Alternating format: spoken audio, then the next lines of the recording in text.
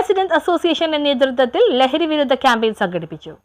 Perumpadappu ചേമ്പുംകണ്ടം Sabarmati residence അസോസിയേഷന്റെ നേതൃത്വത്തിൽ ജീവിതമാണ് ലഹരി എന്ന പേരിൽ ലഹരി വിരുദ്ധ ക്യാമ്പയിൻ സംഘടിപ്പിച്ചു. പള്ളുരുത്തി പോലീസ് ഇൻസ്പെക്ടർ രതീഷ് ഗോപാൽ ഉദ്ഘാടനം ചെയ്തു. ലഹരി ഉപയോഗം ഉണ്ട്. ഇത് കുറെയൊക്കെ സംഭവിക്കണമെന്ന് വെച്ചാൽ ആളുകൾ താമസിക്കാത്ത വീടുകൾ, അല്ലെങ്കിൽ ഒഴിഞ്ഞെടുക്കുന്ന പറമ്പുകൾ, അല്ലെങ്കിൽ ഇവര് തന്നെ ഉപയോഗിച്ച് ആ വീട്ടിൽ തന്നെ ചിലപ്പോൾ എല്ലാവരും ഉപയോഗിക്കുന്ന ആൾക്കാരായിരിക്കും.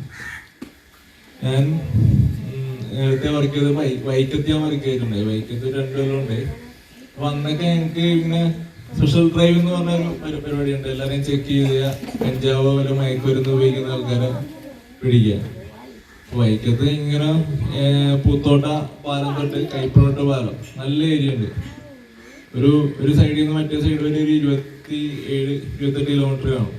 SRA പ്രസിഡന്റ് സൈനി പ്രസാദ് അധ്യക്ഷത വഹിച്ചു. ബീന ശ്രീജിത്ത് ചടങ്ങിൽ സ്വാഗതം ആശംസിച്ചു. Assistant excise inspector P. Jayachandran മുഖ്യ പ്രഭാഷണം നടത്തി. കൗൺസിലർ രഞ്ജിത്ത് മാസ്റ്റർ മുഖ്യാതിഥിയായിരുന്നു. എഡ്രാക് സെക്രട്ടറി അഫ്സൽ, പരിസ്ഥിതി പ്രവർത്തകൻ അച്ചാമളൻ എന്നിവർ സംസാരിച്ചു. News bureau, Palluruthy.